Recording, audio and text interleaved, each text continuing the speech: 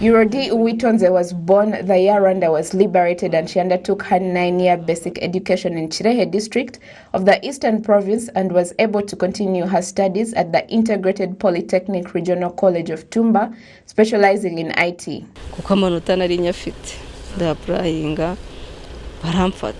To get to college was special for me. You know that the government calls for students who did well in secondary school to apply for loans so that they may continue their studies, and I applied for admission because I'd gotten enough marks.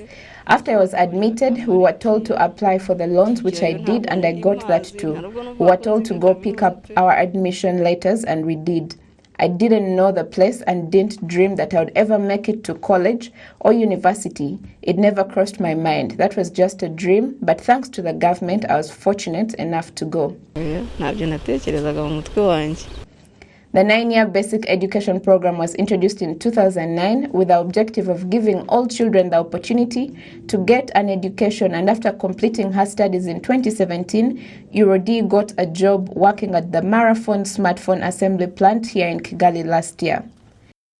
Working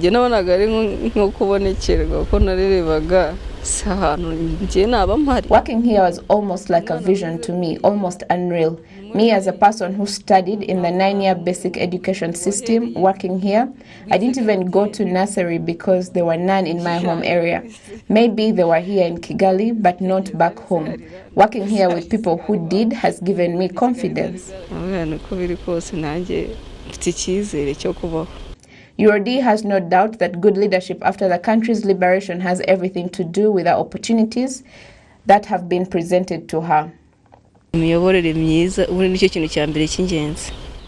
Good governance is essential because without good leadership, we can achieve nothing. I also commend our president for calling on women to occupy different positions, requiring that institutions maintain a certain percentage in their workforce. For girls and women that have not always been treated fairly, that motivates you to have confidence in your own abilities when someone like that is supporting you. For people like Justine Gashaija, now 65 years old, age was not a reason not to take advantage of the opportunities his country now provides, deciding to go to secondary school when he was 53. When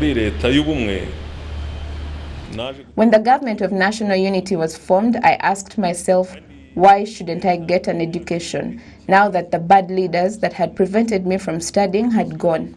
I sat as an independent candidate in the national exams and I got my diploma in accounting. In school, despite my age, I understood accounting much better than the other students, so I decided to take my skills into law. Seeing that I had encountered legal matters all the time in my line of work, and I got very good marks in that as well.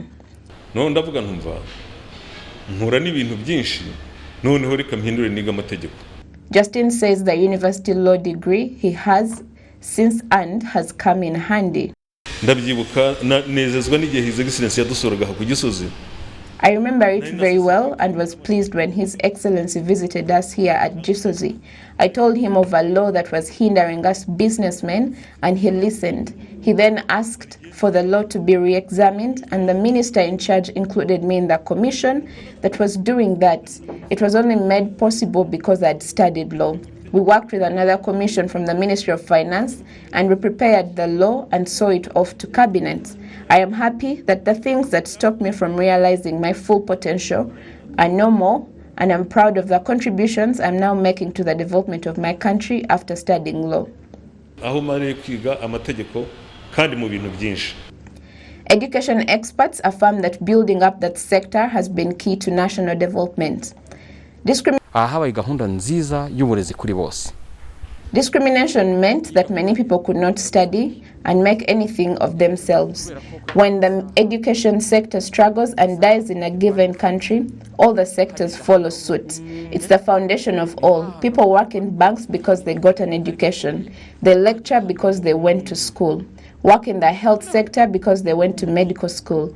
Everything depends on it. So without education, you have a problem.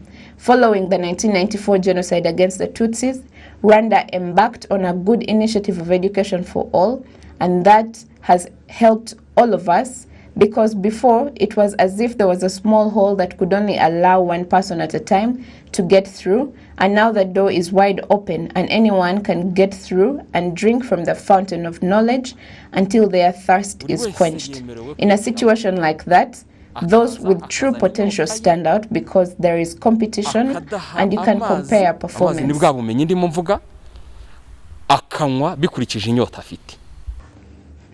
Over the years, more and more people have been going to school, and as of 3 years ago, education attendance in primary schools stood at 98%, up from 96% in 2011. Between 2009 and 2017, close to 16,500 classrooms and 32,000 latrines were built at schools.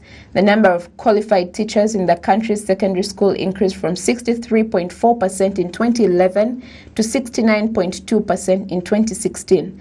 Technical and vocational education and training, or TVET, schools increased from 251 to 394 during the same period, and the number of students in them increased from close to 68,000 to more than 93,000.